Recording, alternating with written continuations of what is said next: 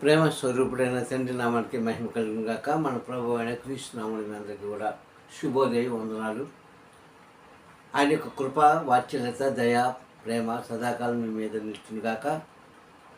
మరి యొక్క ఉదయకాల సమయంలో తండ్రి యొక్క వర్తమానాన్ని మనం జ్ఞాపకం చేసుకున్నట్లయితే ఇప్పుడు సంగమ ఆయన అమూల్యమైన మాట ద్వారా మనతో మాట్లాడుతున్నారు.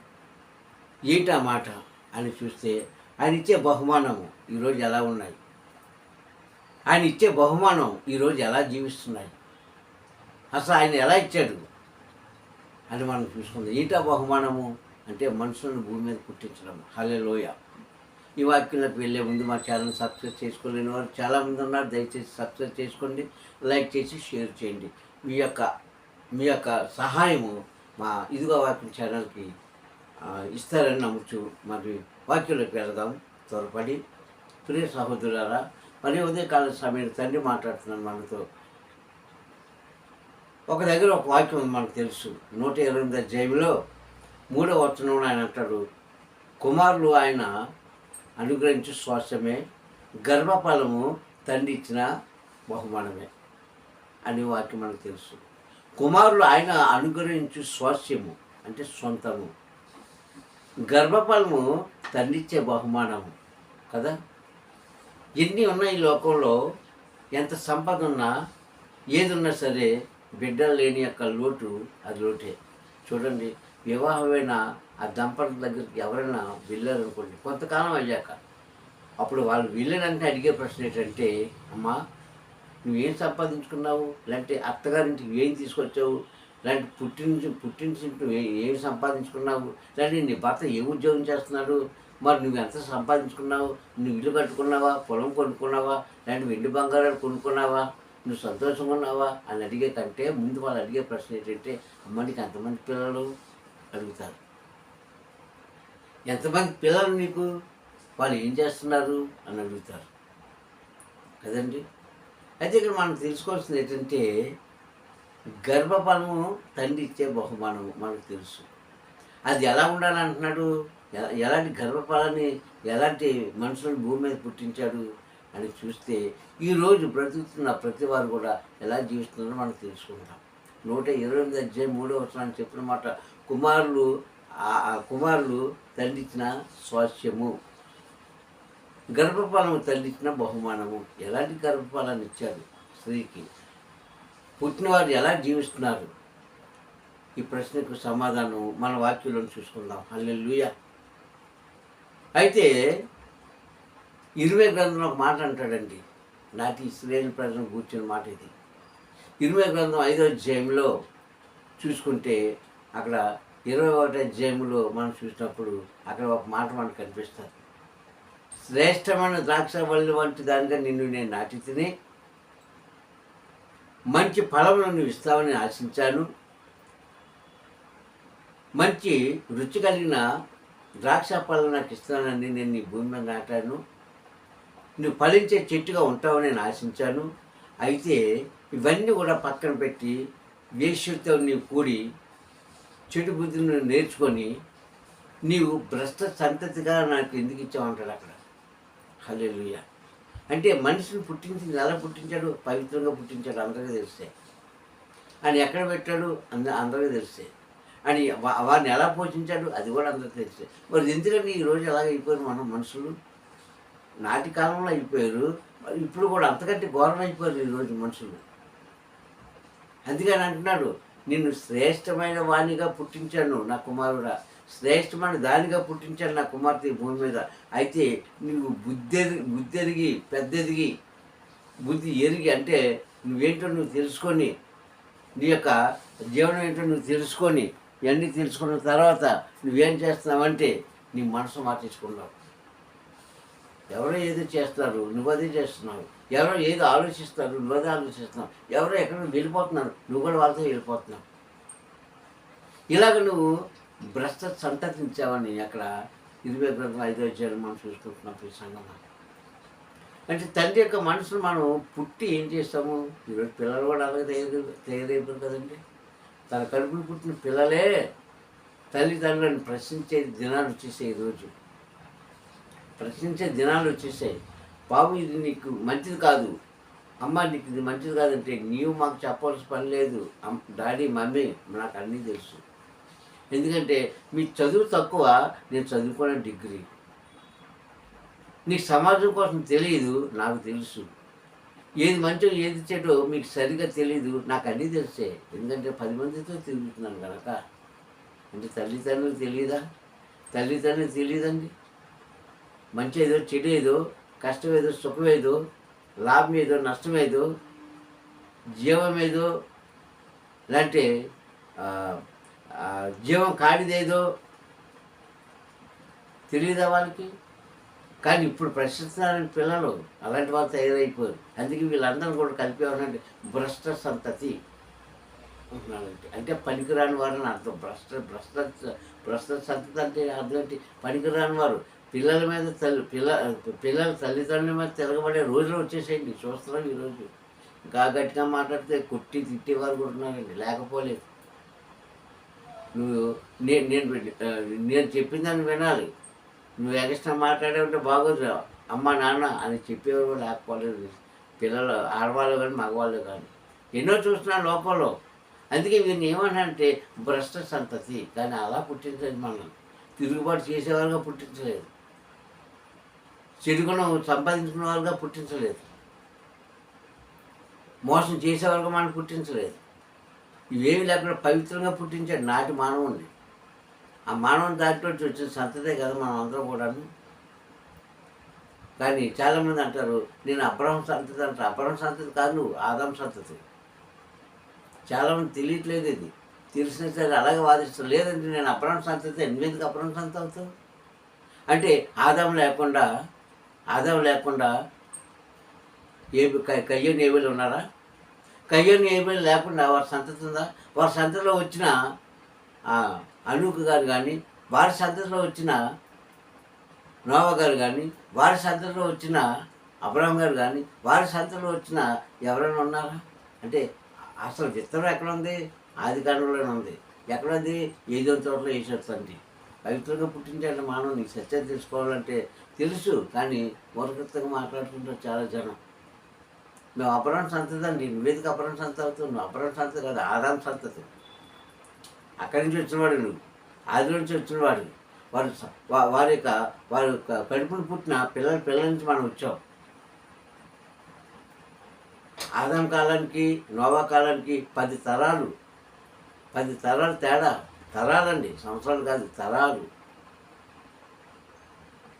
కనుక ప్రతి సంగమా మనం అలా పుట్టించాడు తండ్రి మనల్ని. ఆదిలో పవిత్రంగా పుట్టించాడు. చక్కటి ఆరోగ్యం ఇచ్చాడు, చక్కటి ఆలోచన ఇచ్చాడు, చక్కటి జీవనం ఇచ్చాడు, చక్కటి ఆహారం ఇచ్చాడు, స్వేచ్ఛమైన జీవితాన్ని మనకి ఇచ్చాడు. మనం పాటు చేసుకున్నాం. ఈరోజు మనం అనుభవించేది అన్నీ కూడా కలుషితమే. ఇది మేలుకరం అనేది అన్నీ ఏది లేదు. అలాగే మానవ జీవితం కూడా కలుషితం అయిపోయింది. మాటలు కలుషితం అయిపోయాయి, ప్రవర్తన కలుషితం అయిపోయింది, చూపులు కలుషితం అయిపోయాయి, ప్రవర్తన కలుషితం అయిపోయింది. అన్నీ కూడా మారిపోయి ఈరోజు తల్లిదండ్రుల మీద కష్టపడి పెంచిన తల్లిదండ్రుల మీదే, కూలి పని నాలుగు పని చేసుకుని తెచ్చిన పిల్లలు తల్లిదండ్రుల మీదే, పాసి పని చేసి రిక్షా తొక్కి ఏదైతే తీసుకుని తండ్రి మీదే తిరుగుబాటు చేసే కాలం వచ్చేసిందండి. అందుకే ఇప్పుడు ఏమవుతుందంటే ఆయుష్కాలం తగ్గిపోతుంది. గమనించుకోండి మీరు, ఆయుష్కాలం తగ్గించేస్తున్న తండ్రి. ఇలా నేను పుట్టించలేదే, అందుకన్నాడు నీ శ్రేష్టమైన దానిగా నేను పుట్టించాను భూమి మీద, పుట్టించాను నిన్ను, నా కుమారుడు నా కుమార్తె, నువ్వు ఎందుకు అలా తయారైపోయావు అని ప్రశ్నిస్తున్నాడు. భ్రష్ట సంతతిగా నువ్వెందుకు భ్రష్ట సంతతి నాకు ఇచ్చావు అంటున్నాడు. అక్కడ పనికిరాని మార్గం ఎందుకు తయారైపోయావు? నువ్వు పనికిరాని దానిగా తయారైపోయావు, పనికిరాని వాడికి తయారైపోయావు. నీ కడుపును పుట్టిన పిల్లలు కూడా అలాగే తయారైపోయావు. తరాలు అలాగే తయారైపోయింది. ఈరోజు ఈ తరంలో కూడా అలాంటి వాళ్ళు ఉన్నారు, లేరా? చాలామంది ఉన్నారు.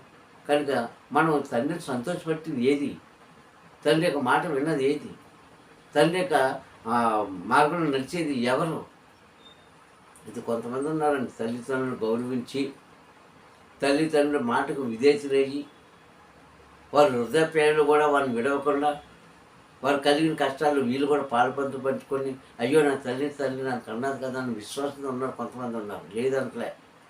కానీ నూటికి ము- ఆ, నూటికి 3%, 4%, 3% వ్యతిరేకంగా జీవించే వాళ్ళు ఉన్నారు. 1% మాత్రమే తల్లిదండ్రులను గౌరవించే వాళ్ళు ఉన్నారు. అందుకే 23 అధ్యాయం సామెతల గ్రంథం అంటాడు కదా, అక్కడ రాయబడిన మాట 25 అధ్యాయంలో 23వ అధ్యాయంలో రాయబడిన మాట, ముసలితనంలో నీ తల్లిదండ్రులను కష్టపెట్టొద్దు. వారికి ఆపద కలిగినప్పుడు నీవు వారికి ఆదుకో. ఈ కాలంలో చాలా తక్కువ అండి, ఈ కాలంలో చాలా తక్కువ. అయితే మనిషి కూడా ఒకటి మర్చిపోతాడు, ఆడవారు కానీ మగవారు కానీ, నాకు కూడా ఈ ముసలితనం వస్తుంది అని మర్చిపోయి వారు అడ్డంగా ఉన్నారని భార్య మాట భర్త వినో, లేదంటే భర్త మాట భార్య వినో కన్న తల్లిదండ్రులు తీసుకుని వెళ్ళి అనాథ ఆశ్రమంలో విడిచిపెట్టేస్తున్నారు. ఇలాంటి వాళ్ళు తయారైపోయారు. అందుకే ఇలాంటి వాళ్ళు నీ బైబిల్ అంటుంది భ్రష్ట సంతతి, పనికిరాని వాడని అర్థం. ఇలా ఉంటే మనకి నువ్వు బ్రతికేది ఎందుకు? అందుకని అన్న కుమారుడు తన్నిచ్చే స్వాస్యము ఆయన సొంత బిడ్డలు. మరి ఆ బిడ్డలు ఎలా జీవిస్తున్నారు? ఈరోజు ఆయనకే వ్యతిరేకంగా జీవిస్తున్నారు, ఆయనకే వ్యతిరేకంగా జీవిస్తున్నారు. అసలు ఆనాడు తండ్రి నిన్ను భూమి మీద పుట్టించాలి అని అనుకోకపోతే నువ్వు తల్లి గర్భంలోకి రావే. కొన్ని కోట్ల కణాలు నీ తల్లి గర్భంలో ఆ యొక్క పేగులో ఆ యొక్క గర్భ సంచిలో వేయకపోతే నువ్వేదండి ఎవరైనా ఉన్నారు భూమి మీద? కొన్ని కోట్ల కణాలు వేస్తాడు ఆయన. కొన్ని కోట్ల కణాలు కొన్ని పాడైపోతాయి, కొన్ని పనిచేస్తాయి. చూడండి, మీకు ఇంకా సులువుగా అర్థం కావాలంటే కోడి గుడ్లు పెడతారు కదా, వాళ్ళు ఏం చేస్తారు? కొంతమంది తిన్నవాళ్ళు తినేస్తారండి, అది వాళ్ళ ఇష్టం. కొంతమంది ఏం చేస్తారంటే ఈ కోడి ఒకటే ఉంది కనుక దీన్ని ఇంకా నేను అభివృద్ధి పరచాలని ఆ గుడ్లన్నీ అక్కడ పెట్టి పొదిగిస్తారు కదా, చక్కగా గడ్డేసి దానికి ఒక గంప మూతెట్టి దాన్ని పొదిగిస్తారు. అందులో ఆ నిజమైన గుడ్లు ఉన్నాయనుకోండి, అవి పిల్లల కంటే కొన్ని ఏమవుతాయంటే కలుస్తూ అయిపోతాయి, కలగలుపు అయిపోతాయి, అందులో పిల్లలు పాడైపోతాయి కదా. అలాగే మన జీవితంలో కూడా అంతే. కొన్ని కోట్ల కణాలు నీ తల్లి గర్భంలో ఆ యొక్క తల్లి పీగులో ఆయన ఇస్తే గర్భపాలు ఇస్తే కొన్ని మాత్రం ఫలిస్తే అన్నీ ఫలించవు. ఆ కొన్ని ఫలించి కొంతకాలానికి ఇదిగో ఈ రూపాన్ని మనం బయటకు వస్తాం, మానవ రూపంలో బయటకు వస్తాం. ఈ సత్యం చాలామంది తెలుసుకోవట్లేదు. పిల్లలు కనీసము పెంచేసాం అనుకుంటున్నారు, కానీ అసలు నువ్వు ఎలా రూపొందపడ్డావో నేను తెలియట్లేదు. అందుకే ఆయన అంటాడు, హిస్టరీ గ్రంథంలో అన్నాడు, కీర్తనదారుడు రాసిన కీర్తన భాగాలు అన్నాడు, నీవు నన్ను తయారు చేసిన విధానం చూడగా తండ్రి నాకు ఆశ్చర్యం కలుగుతుంది అంటాడు. నీవు నన్ను పుట్టించిన విధానం చూస్తే ఆశ్చర్యం కలుగుతుంది అంటాడు. సంగమా, కనుక కొన్ని కోట్ల కణాలు తల్లి గర్భంలో వేస్తారండి తండ్రి ద్వారా. అప్పుడు అందులో పనికిరానివన్నీ పోతాయి, పనికొచ్చిన మాత్రము అది పిండంగా మారుతుంది. ఆ పిండమే ఈరోజు నీ రూపం, నా రూపం కాదు. ఇప్పుడు సంగమా, మనం ఎలా ఉండాలంటే భ్రష్ట సంతతిగా ఉండకూడదు. భ్రష్ట సంతతిగా ఉండకుండా నిన్ను కన్న తల్లిదండ్రులను మనల్ని పూజించిన పరమ తండ్రిని పరిచేవారుగా ఆయన సొంత కుమారుగా స్వాస్యం అనగా సొంత కుమారులుగా మనం జీవించగలిగితే ఈ భూమి మీద మన అలాంటి జీవితాలు ధన్యం పొందుకుంటాయని తెలియజేస్తున్నాను సంగమం. కావున ఆయన ఇచ్చే బహుమానమే, ఆయన ఇవ్వకుండా ఏమి కూడా ఈ భూమి మీద రావు. వివాహం చేసేసుకున్న పిల్లలు కనీసం అని చక్కలు గుద్దుకుంటారు, కానీ ఎలాగొచ్చింది అది ఆయన అనుగ్రహత లేకపోతే ఇద్దరుగా ఉన్న మీరు ముగ్గురు అవరు. ఇది జ్ఞాపకం చేసుకోండి. ఈరోజు ఇద్దరుగా ఉన్నవారు ఇద్దరుగానే ఉండిపోతున్నారు, ఏడుస్తున్నారు, మొత్తుకుంటున్నారు, ప్రార్థన చేస్తున్నారు, కానీ ఫలితం ఉండట్లేదు. కారణం ఏంటంటే నీవు ఆయనకి ఇష్టంగా ఉంటున్నావో లేదో తండ్రికి తెలుసు. అది ఆయనకి ఇష్టమైతేనే ఇస్తారండి. అందుకే ఆ గర్భఫలం ఆయన ఇచ్చి బహుమానము ఆయనే ఇవ్వాలి. మరి ఎక్కడి నుంచి కొట్లు కొనుక్కుంటే రాదు. ఇప్పుడు నీ దగ్గర డబ్బులు లక్షల రూపాయలు ఖర్చు పెడితే రాదు. ఈరోజు కృత్రిమ బిడ్డలకు అంటున్నారు. అది కాదు గొప్పతనం. తండ్రి నీకు ఇవ్వాలి, నువ్వు అనుభవించాలి. అది నీకు పేగుబంధంగా ఉంటుంది.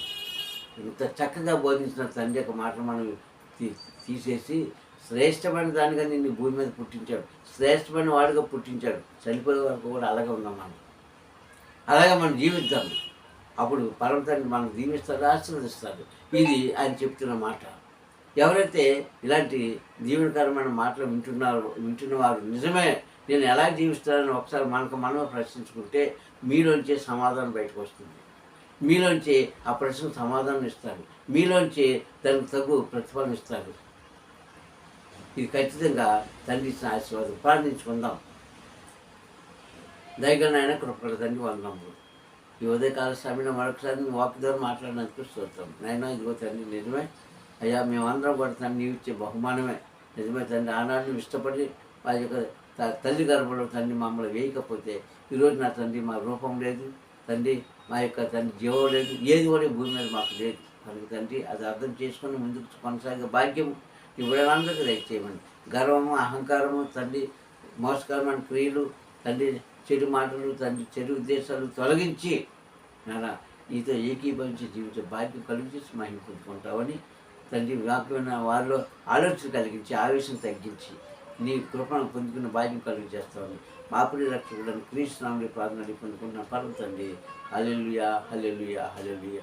మీ అందరూ కూడా తండ్రి నామములో సలాం అండి. తండ్రి మేము దీవించి ఆశీర్వదించుకోక. Praise the lord.